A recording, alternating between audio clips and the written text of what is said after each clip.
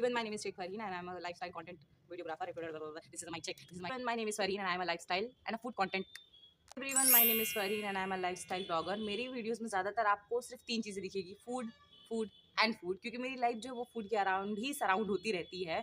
But आज का जो वीडियो है बहुत ज़्यादा स्पेशल है। इसमें मैं अपने फ्लॉज, अपने डर और अपने ऑकवर्ड मोमेंट्स शेयर करने वाली हूँ। ये काफ़ी फ़नी भी हो सकता है, थोड़ा सा ड्रामेटिक भी हो सकता है। तो मैंने यहाँ पर ले ली है अपनी डायरी। इसमें मैंने सब पॉइंट्स लिख लिए हैं कि मुझे क्या क्या बोलना है और कौन कौन सी चीज़ें क्लियर करनी है।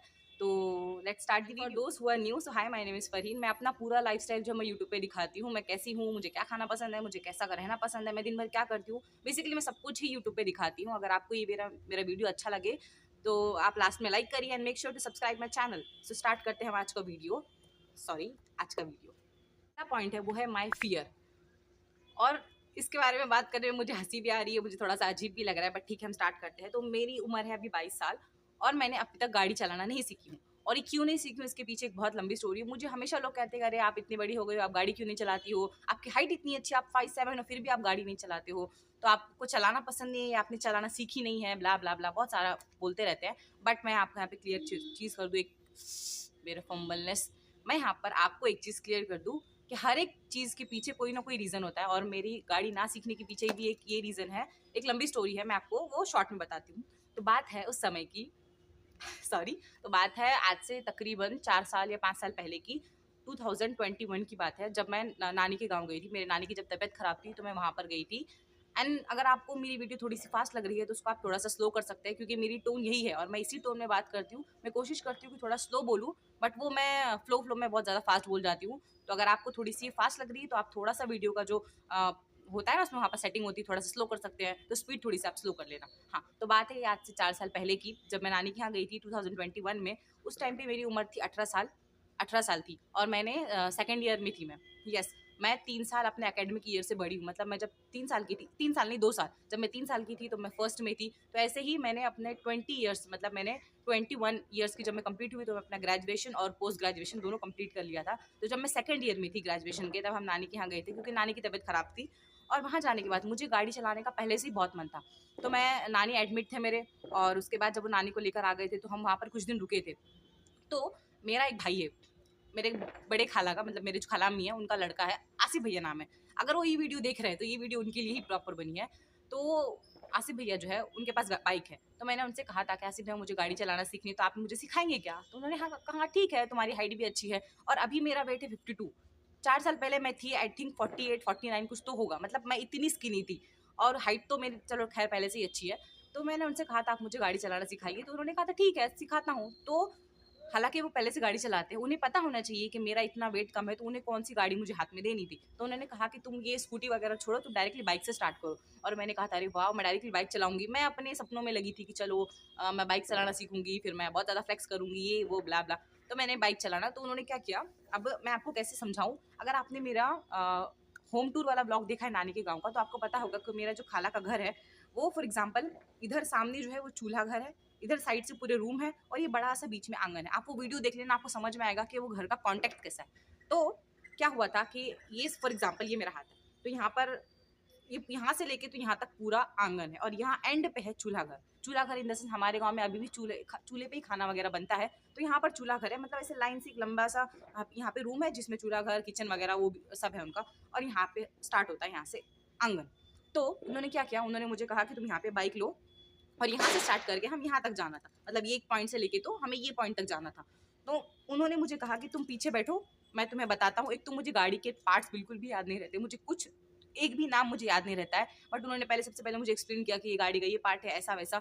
और सबसे जो मेन पार्ट था गाड़ी का, जिसे मुझे प्रोनाउंस भी नहीं करना आता है अच्छे से, एक्सीलरेटर, एक्सीलरेटर, एक्सीलरेटर जो भी होता है, वो जो बूम बूम करते हैं, हाँ वो वाला जो पार्ट है, उन्होंने वो मुझे बताया था कि उसको थोड़ा ही रेस देना है स्टार्टिंग में, और फिर उन्होंने मुझे सब एक्सप्लेन किया। तो फिर मैंने कहा ठीक है। तो मैंने उनसे कहा कि भैया जब मैं गाड़ी पे बैठूंगी आप मेरे पीछे खड़े रहना, और जैसे ही मैं उसे रेस दूंगी हल्का हल्का आप मुझे बताना कि कितना रेस देना है कितना नहीं, और पीछे गाड़ी पकड़ के रहना। ये मैंने उनसे 3-4 बार कहा था। उन्होंने कहा हाँ ठीक है तुम बैठो, मैं तुम्हारे पीछे ही हूँ। तो मैंने यहाँ से गाड़ी स्टार्ट की, यहाँ तक गई तो वो मेरे पीछे थे, मुझे फील हो रहा था क्योंकि उन्होंने मुझे पकड़ा हुआ था। उसके बाद पता नहीं कब उन्होंने मुझे वो पीछे ही खड़े रह गए, मैं गाड़ी लेके आगे निकली, मैं यहाँ तक आई, और वो जो एक्सीलरेटर जो भी होता है वो बूम बूम करने वाला, उसको मैंने इतना रेस दे दिया कि वो यहाँ से लेके वो यहाँ तक आ गई। मतलब ये चूल्हा घर था, मैंने बताया था यहाँ पर चूल्हा था, तो वो चूल्हा मतलब ऐसा स्टेप था, इतना इतना स्टेप होगा बीच में, मतलब आंगन से और उस चूल्हा घर के जाने का जो स्टेप होता है वो इतना स्टेप था। मैंने डायरेक्टली गाड़ी ऐसी ही भगाई है कि वो यहाँ से लेके तो उस चूल्हा घर के अंदर चली गई, गाड़ी मेरी चली गई चूल्हे के अंदर, मैं चली गई साइड में। वो तो शुक्र है कि शाम का टाइम था, तो मगरिब के बाद ही चूल्हा वगैरह जलता है, तो मगरिब के पहले का टाइम था। तो मेरी एक जो गाड़ी का एक व्हील होता है वो चला गया था चूल्हे में, और मैं गिर गई थी साइड में। उसके बाद खालामी वो लोग आए, उन्होंने मुझे उठाया, मुझे बहुत चोट लगी थी। उसके बाद मुझे उन्होंने समझाया कि ऐसा नहीं करना चाहिए था, नानी पहले हॉस्पिटल में, तुम्हें कुछ हो जाता या फिर नानी को पता चल जाता कि तुम गाड़ी से गिरी हो तो उन्हें कितना मतलब बुरा लगता, ऑब्वियसली वो ज़्यादा टेंशन में आ जाती, क्योंकि नानी को उस टाइम मेरे ब्रेन हेमरेज हुआ था, तो उन्हें कोई भी टेंशन नहीं देना था, और मैं ऐसे ही काम कर रही थी जिससे और उनको टेंशन हो। तो उसके बाद मुझे बहुत समझाया। उसके बाद ये एक कहावत है, कहते हैं कि जब आप गाड़ी चलाते हो और जब गिर जाते हो एक बार, तो आपको फिर गाड़ी चलाना आ जाती है और आपका डर भाग जाता है। मेरे केस में पूरा उल्टा हुआ है। मैं जब से गाड़ी से गिरी हूँ, मुझे ऐसा फ़ील होता है, मतलब ऐसा मुझे ट्रॉमा दिमाग में बैठा है कि मैं गाड़ी देखती हूँ, तो मुझे मेरी हार्ट बीट लिटरली तेज़ हो जाती है। ऐसा नहीं है कि मैंने सीखा नहीं है, मैंने बहुत बार फ़ुज़ैल की गाड़ी चलाना सीखी हूँ, उसने मुझे एटलीस्ट 1-2 हफ़्ते लगा के लगातार सिखाया। बट वही जो उसका एक्सीलरेटर होता है, वो मुझसे कंट्रोल ही नहीं होता है। मैं कभी ज़्यादा रेस दे देती हूँ, कभी कम, और जैसे ही गाड़ी मेरे सामने आती है, मैं स्टॉप हो जाती हूँ। मुझे समझ में नहीं आता है गाड़ी आगे बढ़ाना है या फिर पीछे लेना है या फिर ब्रेक दबाना है। मैं गलती से अगर वो ज़्यादा बढ़ गया, तो फिर वो ठुक देती हूँ मैं। तो इसीलिए मैं क्या करती हूँ कि मैं गाड़ी चलाना मैंने नहीं सीखा, और है ना मेरे भाई-बहन हैं, मुझे वैसे भी ट्रॉमा लग गया है अब, तो मुझे नहीं लगता कि मैं कभी गाड़ी चलाना सीख भी पाऊँगी, और वैसे भी मेरे छोटे भाई-बहन चलाना सीख रहे हैं, तो उन्हें आता है, तो वो मुझे जहाँ भी जाना होता है, तो वो मुझे लेके जाते हैं। वैसे भी प्रिंसेस ट्रीटमेंट मुझे मिल जाती है मेरे छोटे भाई-बहनों से। तो अभी के लिए तो मुझे गाड़ी चलाना नहीं आता है, और ना ही मेरा अभी कुछ सीखने का प्लान है। मुझे देख के डर लगता है, और आफरीन के पीछे बैठने का मतलब जब मैं उसके पीछे बैठती हूँ, तो मुझे वही फ़ियर बार-बार आता है। ज जब मैं गाड़ी से गिरी थी, तो मुझे वही डर लगता है, यार अगर इसने कभी मुझे गिरा दिया। हालाँकि मुझे पता है गाड़ी गिरने से कोई मरता नहीं है, बट फिर भी होता है ना, एक डर बैठ जाता है आपके अंदर, तो वही डर बैठा, और इसका डर का कारण है मेरे आसिफ भैया। उनकी वजह से मैं गाड़ी चलाना नहीं सीख सकती हूँ। तो ये था हमारा first point. Let's talk about my embarrassing moment. मुझे ये बोलने में भी बहुत शर्म आएगी, पर ठीक है, मुझे बोलना है। इस वीडियो में मैं आप मतलब इस वीडियो के थ्रू मैं ये क्लियर करना चाहूँगी कि मुझे कोई चीज़ में बताने में यूट्यूब पे मुझे झिझक नहीं महसूस होती है। हाँ, अगर आप मुझे रियल लाइफ़ में मिलेंगे तो मुझे थोड़ा-सा ऑकवर्ड लगेगा, मैं बोलूँ, ना बोलूँ, but YouTube is my comfort zone. मैं सब कुछ यहाँ बोल सकती हूँ, बिना किसी डर के, बिना किसी झिझक के। तो मैं एम्बैरेसिंग मोमेंट की बात करते हैं हम, तो इसके लिए थोड़ा-सा मुझे प्रिपेयर होना पड़ेगा। तो बात है उन दिनों की, जब मैं स्कूल में पढ़ाती थी। तो यस, मेरा जब मैंने 2024 में मैंने पोस्ट ग्रेजुएशन कंप्लीट किया। उसके बाद 4 महीने मैंने स्कूल में जॉब की है। वो स्कूल मेरे घर के नज़दीक ही है, तो 4 महीने मैंने वहाँ पर जॉब की है। उसके बाद फिर मैं कॉलेज में जॉइन हुई हूँ एज़ अ असिस्टेंट प्रोफ़ेसर। तो स्कूल में क्या हुआ था, जब मैं नई-नई जॉइन हुई थी, और वो स्कूल वो है जहाँ से मैंने अपना नर्सरी से लेके 12th तक वो कंप्लीट किया है, वही स्कूलिंग। वहीं पर एक न्यू इंग्लिश की ब्रांच खुली थी, इंग्लिश स्कूल की, तो वहीं पर मैं जॉइन हुई थी। और जॉइन होने के आई थिंक 1 या 2 महीने बाद स्कूल में स्पोर्ट्स डे स्टार्ट हो गए थे। तो स्पोर्ट्स डे तो आपको पता ही है, स्पोर्ट्स होते हैं, बच्चे खेलते हैं, कूदते हैं, गिरते हैं, पड़ते हैं, ये सारा कुछ था। मेरी लाइफ में मतलब मुझे ऐसा लगता है कि मेरी लाइफ में एम्बैरेसिंग मोमेंट्स नहीं है। एम्बैरेसिंग मोमेंट्स में मेरी थोड़ी-सी लाइफ है, क्योंकि ऐसा कुछ होता ही नहीं है कि मैं बिना एम्बैरेस किए, बिना ऑकवर्ड हुए कुछ हो जाए मेरे साथ। तो ये बात है, जब मैं नई-नई वहाँ पे जॉइन हुई थी, उसके बाद वहाँ पर स्पोर्ट्स डे चल रहे थे। तो स्पोर्ट्स डे जो होता है, उसके जो इंचार्ज बनाए गए थे, मतलब मैं थी और एक हमारे और 2-3 मिस थे, जिसमें सबको काम डिवाइड करके देना होता है कि ये करना है, वो करना है, तो वो सब हमारा चल रहा था। उसके बाद जब स्पोर्ट्स डे का लास्ट डे था, तो उस दिन क्या हुआ, उस दिन था टीचर्स का स्पोर्ट्स डे, मतलब बच्चों का दिल रखने के लिए टीचर को थोड़ा-सा खेलना पड़ता है, खेलना-कूदना पड़ता है। तो वहाँ पर क्या हुआ, मैं भूल रही हूँ पॉइंट्स, हाँ, तो वहाँ पर क्या हुआ कि स्पोर्ट्स डे, तो टीचर्स के लिए आई थिंक खो-खो था, लींबू चम्मच था, और बहुत सारे ऐसे छोटे-मोटे गेम्स थे। उसके बाद वहाँ पर सारी जो टीचर्स थे, वो मुझसे एज में बड़ी है, तो आप इमेजिन कर सकते हो, सारे वो बाल बच्चे वाले हैं, मतलब 30 प्लस है सारे, और मैं हूँ जो अनमैरिड हूँ। तो उनका हेल्थ और मेरा हेल्थ बहुत डिफरेंस, और मैं ऑलरेडी स्किनी हूँ और वो लोग काफ़ी हेल्दी है। तो वहाँ पर एक ऐसा गेम था जिसमें हम सबको पार्टिसिपेट करना था, वो था रेसिंग। अब बात यहाँ पर वो ट्विस्ट लेता है कि रेसिंग जब स्टार्ट हुई, तो सबने डिवाइड कर लिया था कि हाँ, हाँ, ये टीचर्स पार्टिसिपेट करेंगे। उसमें से कुछ टीचर्स ने नहीं किया था, कुछ टीचर्स ने किया था। तो उसमें जो करने वाली थी, उसमें मैं थी, और मैं इतनी ज़्यादा ओवर कॉन्फिडेंस, इतनी ज़्यादा, मैंने सोचा ये लोग क्या ही भागेंगे, मैं दिखाऊँगी इनको भागना किसे कहते हैं। और मैं रेसिंग में पहले से बहुत अच्छी हूँ, क्योंकि मैं अच्छा खासा भाग लेती हूँ। लेकिन मैं ये नहीं जानती थी कि मैं स्कूल टाइम पे भागती थी। मैंने कॉलेज टाइम पे भी भागा है। उसके बाद मेरा 2 साल का ब्रेक हुआ है। फर्स्ट ईयर, सेकंड ईयर, 2 साल नहीं, अरे 5 साल, हाँ, ग्रेजुएशन, पोस्ट ग्रेजुएशन, मेरा 5 साल का ब्रेक हुआ है, जिसमें मैं भागी नहीं हुई इतना, और मुझे डायरेक्टली स्कूल में भागना है रेसिंग में। तो मैं तो बहुत और ओवर कॉन्फिडेंस थी कि मैं ही जीतूंगी, मुझे अंदर से फीलिंग थी कि मैं ही जीतूंगी, और मैं ही जीतती अगर ये ना होता। क्या होता बताती हूँ मैं। तो क्या हुआ कि रेसिंग स्टार्ट हुई, सारे टीचर्स खड़े हुए, एक और मेरी बेस्ट फ्रेंड ही है, वो लीजा नाम है उसका, वो मेरे बाजू में खड़ी हुई और हमने भागना स्टार्ट किया। सारे बच्चे फर्स्ट टू सेवेंथ, सारे सॉरी 8 सारे बच्चे एक लाइन से बैठे हैं, सब चीयर्स कर रहे हैं, Farheen miss Farheen miss Farheen miss Farheen miss. जाके वहाँ पे जो किया है मैं बताऊंगी अभी आपको। उसके बाद प्लस उस दिन प्राइमरी मतलब जो उर्दू मीडियम स्कूल है उसके सारे बच्चे थे, प्लस कॉलेज के सारे टीचर्स, सारे स्टूडेंट सब थे, सब अपने अपने क्लास में थे। पर मुझे ऐसा लग रहा था कि उस दिन बाहर भी कोई ना कोई थे। तो क्या हुआ कि मैं जैसे ही हम लोग सब वहाँ पे स्टार्ट किए, और यहाँ पर ऐसा था कि एक पॉइंट से स्टार्ट आपको भागना स्टार्ट करना है, दूसरे पॉइंट में टच करना है, फिर वहाँ से आपको रिटर्न आना है। तो ऐसा था हमारा। तो मैंने कहा ठीक है, हम लोग स्टार्ट हुए। और ये जो मैंने बुरखा पहना है, यही बुरखा मैं पहन कर गई थी उस दिन, क्योंकि इसमें थोड़ा सा मतलब घेर ज्यादा है, मतलब भागने में आसानी होती है। मुझे पता था स्पोर्ट डे चल रहा है तो टीचर्स को भी वहाँ पे करतब थोड़ा करने के लिए बोलेंगे ही वो, तो मैं यही बुरका पहन कर गई थी।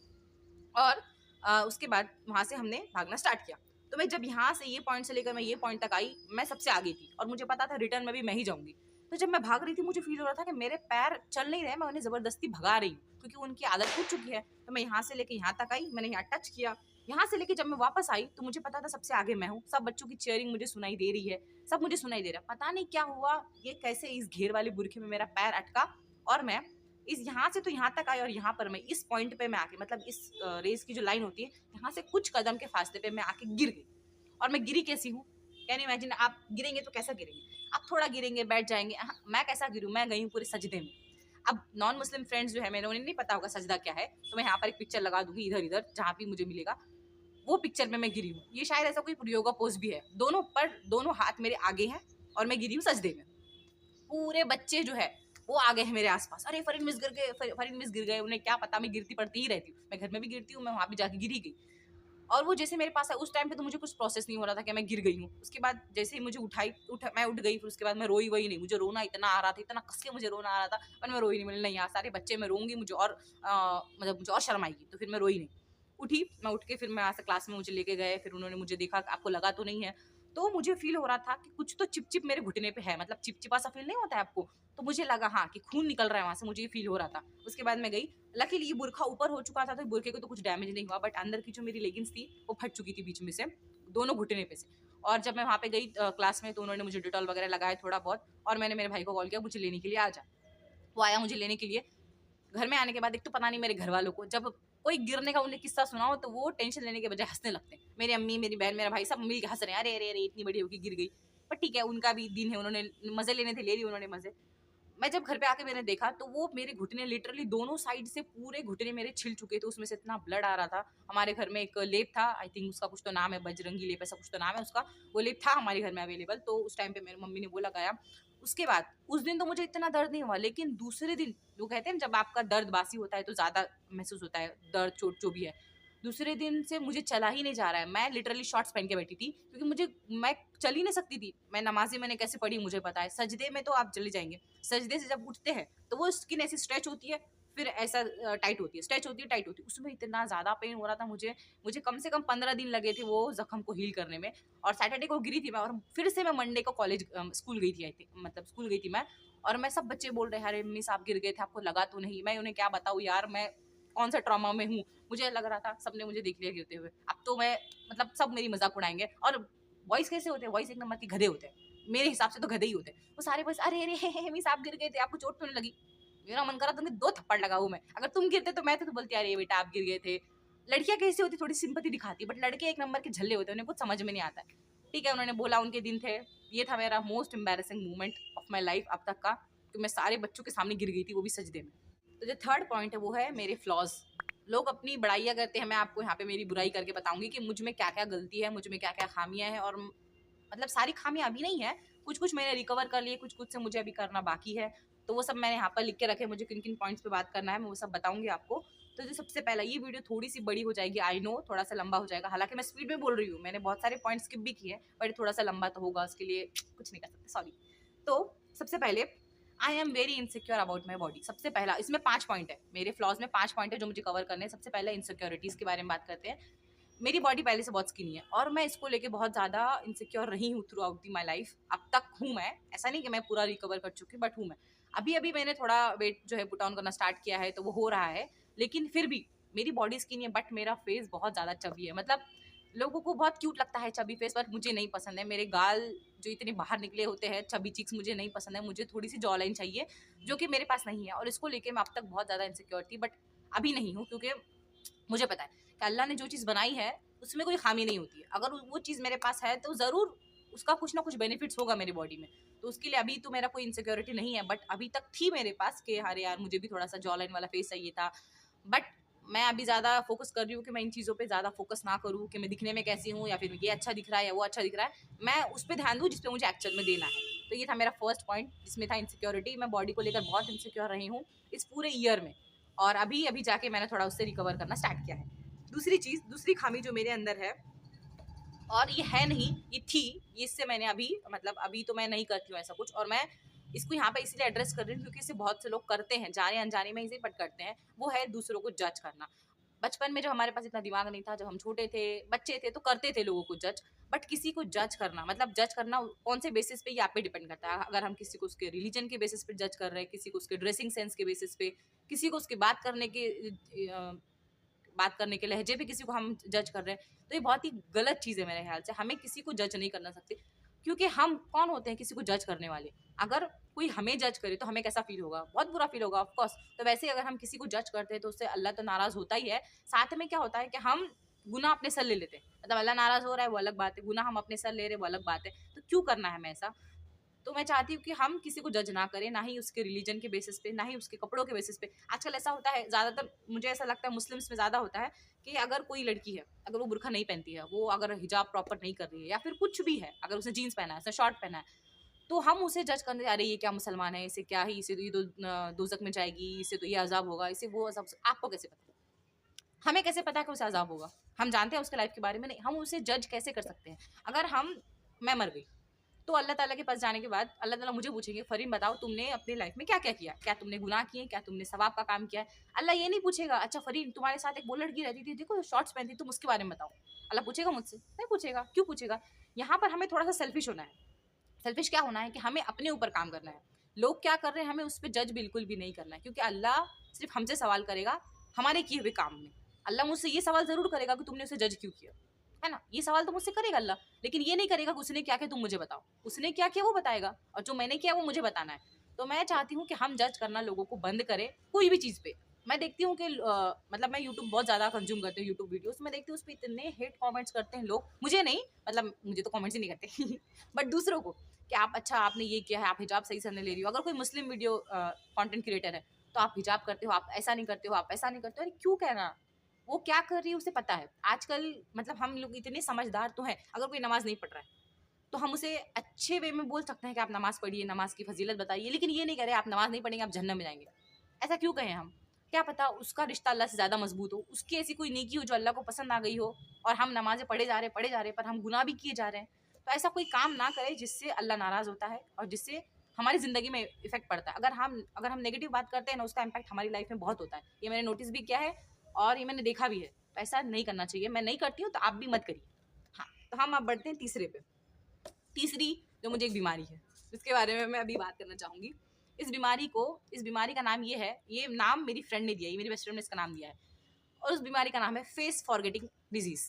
अब ये क्या होता है इसमें मैं आपको बताती हूँ कि मुझे पता नहीं कब से, आई थिंक मैंने कभी नोटिस नहीं किया, बट मुझे चेहरे भूलने की आदत हो गई है। मतलब मुझे चेहरे याद ही नहीं रहते हैं, कोई भी चीज़ के नहीं। मुझे इंसानों के चेहरे याद ही नहीं रहते, जानवर के चेहरे भी याद नहीं, मुझे किसी चीज़ का चेहरा याद नहीं रहता है। अगर आप मेरे साथ 1 महीना रह रहे हो, मुझे आपका पूरा फेस याद है, ठीक है? आप दूसरे महीने मेरे साथ मत रहो, आप फ़ोन पे कॉन्टैक्ट पे हो, ठीक है, कॉन्टैक्ट है, लेकिन मैं आपका फेस नहीं देख रही हूँ उस 1 महीने में। तीसरे महीने आप मेरे पास आओ, मैं आपका चेहरा भूल जाऊँगी। मुझे कोई पूछेगा कि ये इंसान ऐसा दिखता है, मुझे तो समझ में नहीं आता है वो सीआईडी वाले वो स्केच कैसे बनाते हैं। मतलब एक बार किसी ने देख लिया उसको तो वो जाकर उसका स्केच बनाते हैं। मुझे अगर कोई बोले कि तुम्हारे घर वालों का कोई स्केच बनाओ, मेरी अम्मी का स्केच बनाओ, मैं वो नहीं बना सकती हूँ। मुझे याद ही नहीं है उनका फेस क्या होता है। इंसान में 2 कान, 2 आँख, 1 नाक, 1 मुँह, उसमें और क्या बताऊँ मैं स्केच वाले को। तो मुझे चेहरे याद ही नहीं रहते हैं। इसके पीछे भी एक स्टोरी है जो मैं आपको शॉर्ट में बताऊँगी कि क्या हुआ था ना हमारे इसमें मतलब ये मुझे बताना नहीं चाहिए, जब लोगों को पता चलेगा मुझे क्या सोचेंगे, बट ठीक है जो सोचना है सोचे। जब हमारे कॉलेज में टीचर्स डे सेलिब्रेट हो रहा था, तो वहाँ पर एक टीचर्स के लिए गेम था कि वो स्टेज पे जाते हैं और स्टूडेंट्स उनको बोलते हैं कि आपको ये ड्रॉ करना है। और उस टाइम पे मुझे सच में टेंशन आ गया था कि अगर ये मुझे कोई एनिमल बोलेंगे ड्रॉ करने के लिए तो मैं कैसे करूँगी। मैं सुन रही थी कि बच्चे बोल रहे थे कि फरीन में इसको हम मेंढक बोलेंगे। मैं मेंढक का चेहरा याद करी, मुझे मेंढक का चेहरा ही याद नहीं हो रहा है। फिर मैंने गूगल किया, अच्छा मेंढक कैसे दिखता है। उसके बाद मैंने बच्चों को कहा, बच्चों मुझे तुम स्नेल मतलब मैं जब स्टेज पे जाऊंगी तो मुझे स्नेल बनाने के लिए बोलना। तो मैंने बच्चों को मैसेज किया, मेरे थर्ड ईयर के। उन बच्चों ने बेचारों ने सुना। मैं जब स्टेज पे गई तो आधे बच्चे मुझे बोल रहे हैं आप रैबिट बनाओ, आधे मुझे बोल रहे हैं कि तुम आप स्नेल बनाओ। मैंने किसी की नहीं सुनी, मुझे स्नेल याद था, मैंने फटाफट स्नेल ड्रॉ किया और निकल गई, क्योंकि मुझे याद ही नहीं रहता है फेस। लेकिन मैं चीज़ें याद रहता है मुझे, चीज़ें ऐसा नहीं मैं कुछ चीज़ भूल जाती हूँ, मुझे चीज़ें बहुत अच्छे से याद रहती है। हाँ, मुझे बातें भी याद रहती है लहजे समेत। हाँ, मुझे लहजे भी याद रहते हैं लोगों के, कौन से लहजे में बात किया गया है, बट मैं चेहरा भूल जाती हूँ। मुझे चेहरा भूलने की बीमारी हो चुकी है, जो मुझे आगे सही करनी है। तीसरी चीज़, तीसरी नहीं सॉरी, चौथी चीज़, हाँ, चौथी चीज़ तो बहुत लंबी है, जिसके बारे में मुझे लंबी बात करनी पड़ेगी कि मैं अपने खाने-पीने का बिल्कुल भी ध्यान नहीं रखती हूँ। मतलब मैं मेरी ज़िंदगी में अगर कोई प्रॉब्लम है, वो आधी से ज़्यादा प्रॉब्लम मेरी खाने-पीने की ही वजह से है, क्योंकि मैं हेल्दी खाती ही नहीं हूँ।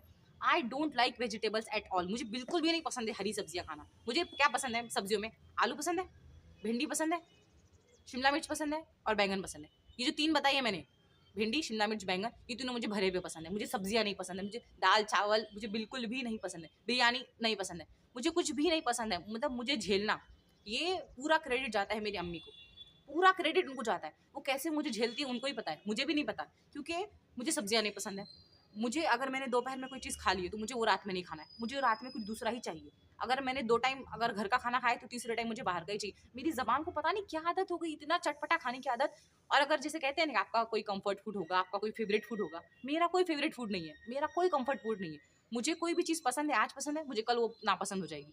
अगर मैं आज कोई अच्छी चीज़ खा रही हूँ, मुझे कल दूसरी चाहिए। मेरा कोई एक स्टेबल फूड है ही नहीं।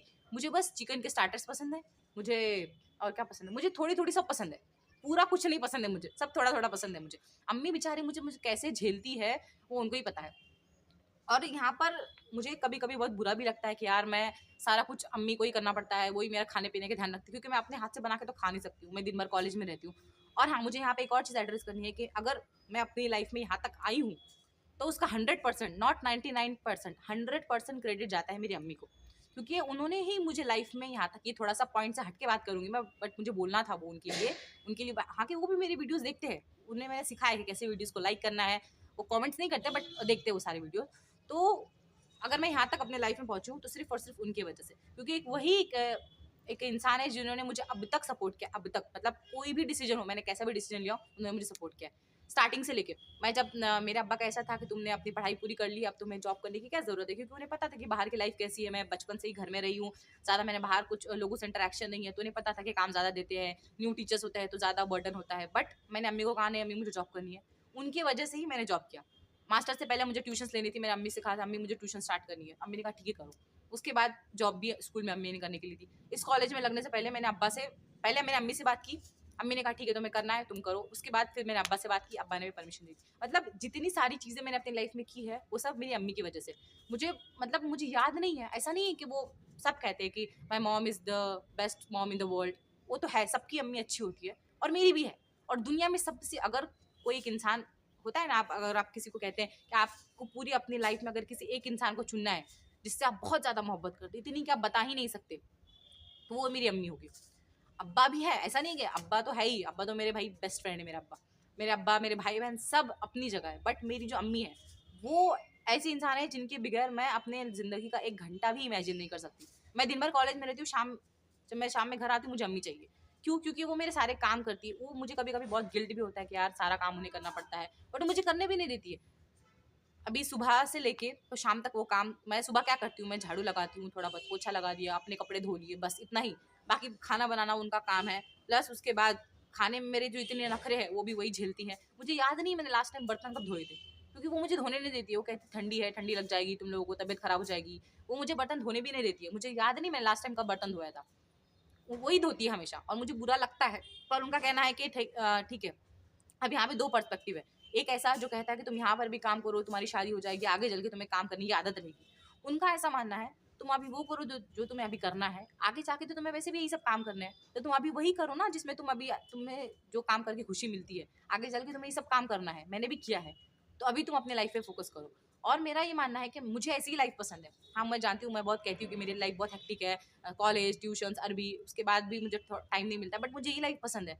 मुझे पहले से ही मतलब बैठना नहीं पसंद है, मुझे कुछ ना कुछ काम करना है ताकि मैं उससे कुछ अर्न करूँ। और वो अर्निंग मतलब ऐसा नहीं कि मुझे बहुत ज़रूरत है, नहीं, मेरे खर्चे अल्हम्दुलिल्लाह मेरे अब्बा माँ बाप पूरे कर लेते हैं। और मेरे कुछ खर्चे है भी नहीं, ना मुझे घूमने का शौक है, ना मुझे शॉपिंग का शौक है, ना मुझे मेकअप का शौक है, मुझे सिर्फ खाने पीने का शौक है जो मेरे अब्बा और अम्मी खुशी खुशी पूरे करते। मैं कमाती इसलिए हूँ क्योंकि मुझे अच्छा लगता है, और सेल्फ इंडिपेंडेंट बोलना इसी को कहते हैं, सिर्फ गाड़ी चलाना छोड़ के बाकी मैं सब काम खुद से कर सकती हूँ। और उन्होंने सिखाया सब है मुझे, खाना बनाना से लेके सारे काम उन्होंने मुझे सिखाया, बट मुझे करने नहीं देती। वो कहती कभी तुम मत करो, बाद में करना, और मैं बाद में भी मैं चाहूंगी इंशाल्लाह कि मैं ऐसी ही लाइफ स्पेंड करूँ। फॉर एग्जाम्पल, अगर मैं 15,000 कमा रही हूँ, सबसे कम, मैं लीस्ट अमाउंट की बात कर रही हूँ, अगर मैं 15,000 कमा रही हूँ, तो उसमें से अगर मैं 5,000 रखकर अगर एक मेड रखूँ और उस मेड से पूरा काम कराऊँ, एक्सेप्ट खाना बनाना, क्योंकि खाना मैं अपने हाथ से बनाऊंगी, अगर उनसे मैं पूरा काम कराऊँ जितने भी घर के काम होते हैं, और उसमें जितना मेरा टाइम वेस्ट होगा अगर मैं वो काम नहीं करूंगी, अगर फॉर एग्जाम्पल मैं वही सारे काम कर रही हूँ और जितना मेरा उसमें जा रहा है, वो टाइम को मैं किसी और चीज़ में यूटिलाइज करके और 15,000 कमाऊँ, तो क्या ये गलत है? नहीं, बिल्कुल भी गलत नहीं है। क्यों गलत है? अगर मुझे कुछ काम करना है तो मैं उसके लिए मेड रख सकती हूँ, वो सारी काम के लिए तो मैं मेड रख सकती हूँ। और जो मैंने इतनी पढ़ाई की है वो मैं आगे चाहती हूँ ना, कि जो मैंने पढ़ा है, कहता है इल्म बांटने से बढ़ता है, तो मैं चाहती हूँ जो मैं पढ़ी हूँ वो मैं बच्चे आगे, जो बच्चे हैं आजकल के जनरेशन को, मैं उनको पास ऑन करूँ। तो ये मेरा लाइफ का थोड़ा सा फंडा है कि मैं आगे भी ऐसी लाइफ चाहती हूँ। जॉब तो मुझे करना ही है, चाहे वो कॉलेज में, अभी मुझे जैसे अभी एक नेट सेट एग्जाम होता है जिसके बाद आपको परमानेंट जॉब मिल जाती है, तो वो मैंने अभी तक क्लियर नहीं किया है। तो मैं चाहती हूँ कि मैं अगले साल वो क्लियर करूँ, बट उसके लिए आपको एटलीस्ट दिन का 8 घंटा देना है पढ़ने के लिए। तो वो अम्मी अम्मी अभी से मुझे कह रही है कि तुम ये पढ़ो, तुम करो, तुम्हारे पास अभी टाइम है, तुम अभी कर लो, बाद में पता नहीं तुम्हारे पास वक्त रहे ना रहे, उसके बाद फिर क्या हो जाता है लाइफ का, कुछ किसी को कुछ पता नहीं है। तो वो उनका अभी से है कि तुम करो। अगर वो मैंने एग्जाम क्लियर कर भी लिया तो वो सिर्फ और सिर्फ मेरी अम्मी की वजह से। शी इज द वुमेन जिसके लिए मैं कुछ भी कर सकती हूँ, लिटरली कुछ भी। मैं कौन से पॉइंट पे बात कर रही थी? हाँ, मैं खाने पीने की बात कर रही थी। तो वो जितना मुझे झेलती है उतना मुझे कोई नहीं झेलता। अब्बा भी मुझे बहुत गुस्सा करते कभी कभी, वो भी कभी कभी फ्रस्ट्रेट हो जाते हैं, यार तुम्हारे बहुत नखरे खाने में, ये नहीं खाती, वो नहीं खाती, वो ऐसा नहीं खाना है, वैसा नहीं खाना है। एक खाना मुझे एक ही रोटी है, बट मुझे चाहिए अच्छा। तो वो सारे जो मेरे नखरे वो अम्मी ही झेलती है। और बस मैं उनके लिए दुआई कर सकती हूँ, और क्या करूँ, करना मुझे बहुत कुछ है उनके लिए, करूँगी मैं।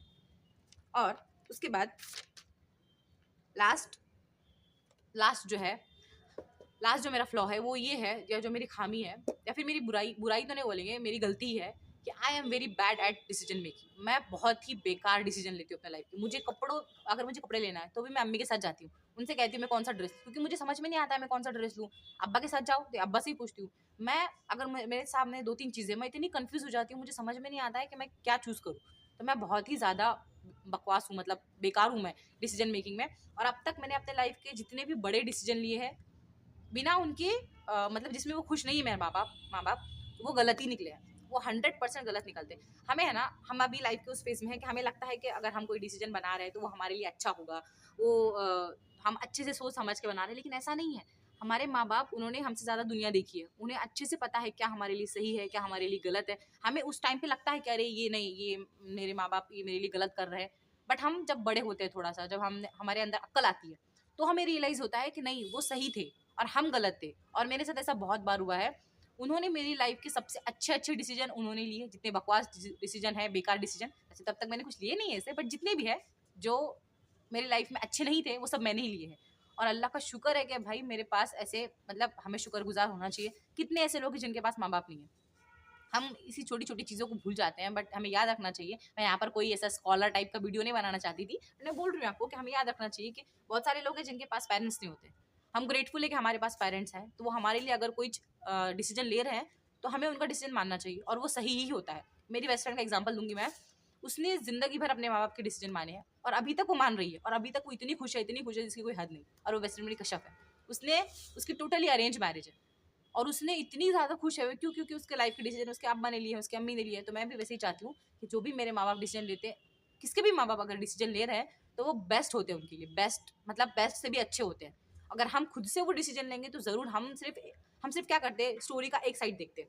हमारे माँ बाप पूरी होल स्टोरी देखते हैं कि वो चीज़ हमारे लिए सच में बेहतर है या फिर नहीं है। तो हमें थोड़ा सा यहाँ पर मेच्योरिटी थोड़ी कम करनी है। हमें कुछ डिसीजन अपने माँ बाप के हाथ में ही देने हैं, वो हमारे लिए डिसीजन लें और वो हमारे लिए करें। तो ये था आज का वीडियो। सॉरी मैंने बहुत ज़्यादा बोल दिया, ये वीडियो बहुत ज़्यादा लंबी हो जाएगी। आई नो 15 मिनट तो यही हो गया, इसके पहले मैंने और 2 स्टोरी कवर किए, तो बहुत लंबा हो जाएगा वीडियो। बट ठीक है, इतना बहुत तो चलता है। आप इतना थोड़ा बहुत मुझे फास्ट करके, नहीं फास्ट मत करिए, आपको कुछ समझ में नहीं आएगा, आप थोड़ा स्लो करके सुनिए तो आपका हो जाएगा। अगर आपने यहाँ तक मेरी वीडियो को देखा है तो दिल से थैंक यू सो मच। आप मेरी इतनी बकवास सुनी आपने मेरी। अगर आपको वीडियो अच्छा लगे तो आप प्लीज़ मुझे आप वीडियो को लाइक करिए मुझे तो दुआ में याद रखिए आप। उसके बाद कुछ भी अगर आप मेरे बात से एग्री या डिसएग्री कर रहे हैं तो आप कमेंट सेक्शन खुला है, आप उसमें कमेंट्स करके बताइए कि क्या सही है क्या गलत है, मैंने क्या सही किया है क्या गलत किया है, आप मुझे बता सकते हैं। यहाँ पर मेरी बहन आ गई क्योंकि मुझे बाहर जाना है। जाती हूँ मैं, अल्लाह हाफिज़, बाय।